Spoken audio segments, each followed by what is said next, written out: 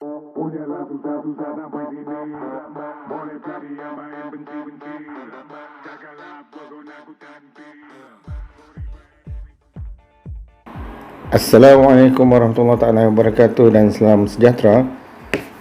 Baik, sebelum ini kita dah lihat berkenaan dengan pengelasan mikroorganisma dan kita ketahui bahawa mikroorganisma lazimnya dikelaskan kepada 5 kumpulan, iaitu fungi ataupun kulat, alga, protozoa, bakteria dan virus.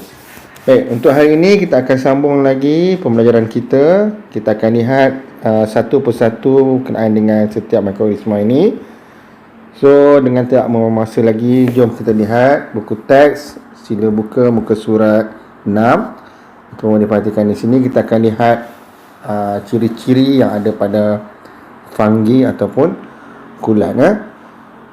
Pronunciation tak tahu macam fungi ataupun fungi, tak kisahlah, asalkan awak boleh eja dengan betul. Okey, kat sini dia tulis fungi atau kulat. Kita lihat dulu saiz dia. Okey, muka surat 6. Baik, saiz fungi ini mempunyai saiz yang berbeza-beza. Fungi mempunyai saiz yang berbeza-beza. Itu terdapat fungi mikroskopik seperti cendawan. Kita tengok nanti apa maksud mikroskopik, yang dapat dilihat dengan mata kasar. Itu dia punya maksud dia. Mikroskopik dapat dilihat dengan mata kasar, dan juga fungi mikroskopik. Okey, seperti yeast dan mucor yang berukuran antara 10 mikrometer sehingga 100 mikrometer. Okey, fungi mikroskopik hanya dapat dilihat dengan bantuan mikroskop. Okey, so kita tahu kat sini makroskopik bermaksud dapat dilihat dengan mata. Mikroskopik bermaksud hanya dapat dilihat dengan bantuan mikroskop. Fungi seperti mucor lazimnya wujud berkoloni atau berkumpulan. Okey, berkoloni ni maksudnya berkumpulan lah. Okey, jadi kita tengok cabaran minda. Mucor merupakan fungi mikroskopik. Okey, mikroskopik kena tengok mikroskop kan. Mengapakah mucor pada roti dapat dilihat dengan mata kasar? Mana mucor ni? Mucor pada roti dapat dilihat dengan mata kasar. Okey, kenapa? Okey, kalau dapat jawab, sebenarnya jawapannya ada kat sini. Okey ni. Fungi seperti mucor lazimnya wujud berkoloni. So ini sebenarnya dia bukan satu, dia dalam bentuk kumpulan yang banyak. Sebab tu kita boleh lihat dalam bentuk mata kasar dan menggunakan mata kasar. Okey. Yeast. Sebenarnya yeast pun kita boleh lihat dengan mata kasar juga kan. Yeast ni digunakan dalam pembuatan roti. Cendawan dan semestinya lah, sebab cendawan ialah fungi dalam bentuk makroskop. Okey. Tu dari segi saiz. Seterusnya dari segi bentuk. Okey, kita lihat. Sebelum tu kita nak kena tahu dulu lah, ada dia bagi contoh fungi ialah cendawan, yeast dan mucor. Okey, baik. Ni kita tengoklah bentuk. Okey. Untuk bentuk fungi unisel. Apa maksud unisel? Unisel artinya satu sel. Dia bentuk satu sel. Okey ni. Gambar ni, ni satu sel lah ni. Okey. Fungi unisel seperti yeast berbentuk sfera kecil. Ni sfera kecil. Okey, bulatan, sfera. Seketul lah. Ini maksud dia unisel berbentuk sfera kecil, darjah 1.3. Fungi multisel seperti mucor lazimnya terdiri daripada sporangium yang berbentuk sfera. Okey, tengok dulu. Sporangium, ni sporangium. Okey, fungi multisel mucor terdiri daripada sporangium, ni sporangium yang berbentuk sfera. Sama dengan ni kan. Dan hifa yang berbentuk berbenang. Bawah dia ada hifa ni. Dan dia multisel. Apa maksud multisel ni? Dia sel yang banyak lah. Ni satu sel, ni satu sel, ni satu sel. So dia pun dalam keadaan yang berkoloni banyak kan. So ini ialah multisel. Fungi multisel. Unisel satu je. Okey, baik. So ingat balik. Okey. Fungi unisel ini berbentuk sfera kecil, manakala fungi multisel berbentuk sfera untuk sporangium dan hifa berbentuk berbenang. Alright. So kita sambung muka surat seterusnya. Ciri-ciri fungi lagi untuk nutrisi. Nutrisi ni apa dia? Makanan. Right. So untuk fungi, makanan dia tak boleh menghasilkan makanan sendiri. Mengapakah sel fungi tidak dapat menghasilkan makanan sendiri? So kenapa kalau pelajar dapat jawab, sel fungi tidak dapat menghasilkan makanan sendiri kerana dia tidak mempunyai klorofil. Setengah fungi merupakan saprofit yang memperoleh nutrien daripada organisma yang telah mati. Dia dapat makanan daripada organisma yang telah mati dan reput. Okey. Manakala setengah fungi lagi ialah parasit yang memperoleh nutrien daripada perumahnya. So kita tengok gambar ni, satu bentuk fungi, Trichophyton rubrum. Ada kat mana ni? Celah-celah jari kaki, celah jari. Okey, ni bentuk dia. So dia ni parasit lah, sebab dia ambil nutrien daripada kita kan, daripada kulit kita kan. So ni yang jadi kulit kita dan rosak dan berbau. Baik. Ni nutrisi dia. So dia ingat balik daripada organisma yang telah mati dan reput.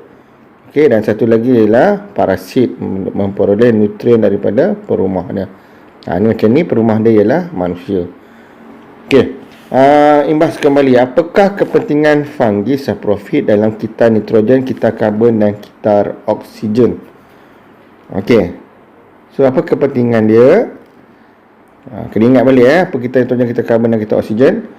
Kepentingan dia ialah fungsi saprofit menguraikan haiwan dan tumbuhan yang telah mati dan mengembalikan sebatai organik ke dalam tanah. Okay, so kalau kitar nitrogen ni, dia akan mengembalikan balik nitrogen dalam tanah. Kitar karbon, okay, oksigen.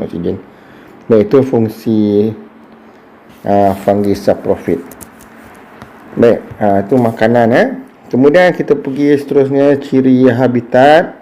Okay, tempat tinggal dia. Habitat mikroorganisma lazimnya dihubungkan dengan nutrisi. Kat mana ada makanan, kat situ lah dia tinggal. Okay.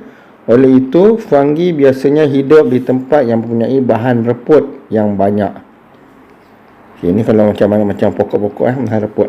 Okay. Pokok yang telah mati. Tinja, najis. Kulit haiwan dan makanan. Tempat banyak makanan, dia lah habitat dia lah. Okay. Fungi juga sesuai tumbuh di persekitaran yang gelap dan lembab.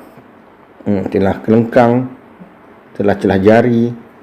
Okey, dekat dalam toilet yang lembab kan, kawasan-kawasan toilet, sebab tu orang nampak ada kulat-kulat kan. Okey. Nyatakan satu contoh habitat bagi Trichophyton rubrum. Mana ni? Ni.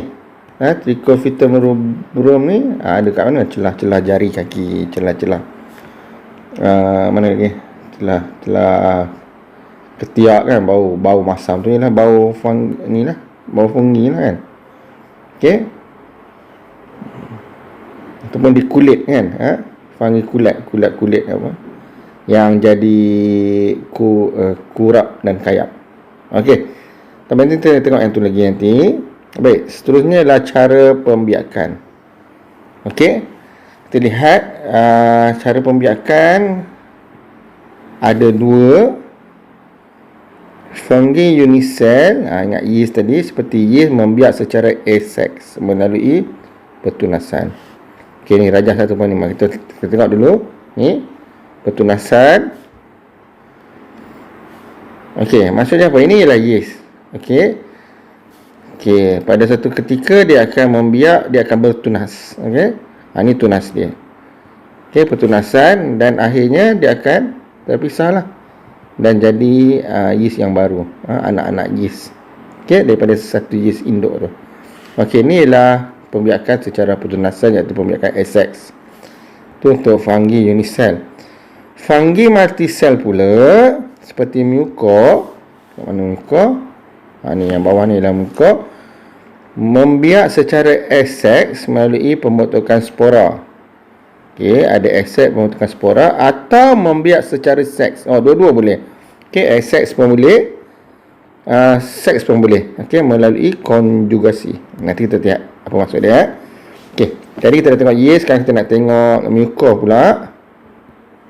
Okey, nah tengok bawah ni. Spora. Mana spora? Okey. Ni pembentukan spora. Ni spora. Spora ni ejen pembiakan lah. Spora merupakan sel mikroskopik. Tak boleh nampak guna mata yang dibebaskan oleh sporangium. Ingat tak? Ni sporangium bentuk apa? Bentuk spera. Dalam dia ada spora yang dibebaskan oleh sporangium. Apabila spora yang sangat halus dan ringan dibawa oleh angin ke persekitaran yang sesuai, spora tersebut akan bercambah tanpa persenyawaan. Ni jadi macam benih lah ni. Ni benih. Dia bercambah pergi tempat lain, dia akan tumbuh yang baru. Okey. Tanpa persenyawaan itu maksudnya asex. Okey. Seterusnya dalam proses konjugasi. Konjugasi ni tadi ialah pembiakan seks pula pertemuan hifa berlaku. Ni. Dia dah tunjuk gambar dah. Tiba-tiba keluarlah pula ada gamet. Dalam proses konjugasi, pertemuan hifa berlaku, gamet dihasilkan. Tiba-tiba berjumpa, ada hasilkan gamet. Gamet ni ialah apa? Sel pembiakan. Gamet dihasilkan dan persenyawaan gamet menghasilkan mucus yang baru. So dia ada dua, sama ada kita padam sekejap. Sama ada dia gunakan pembentukan spora, asex, ataupun pertemuan antara hifa, konjugasi, pembiakan seks. So ada dua. Okey, so kita tengok ada 5 ciri fungi, iaitu saiz, bentuk, nutrisi, habitat dan cara pembiakan. Baik, itu saja untuk hari ini. Kita jumpa lagi di masa akan datang. Sekian, terima kasih, bye.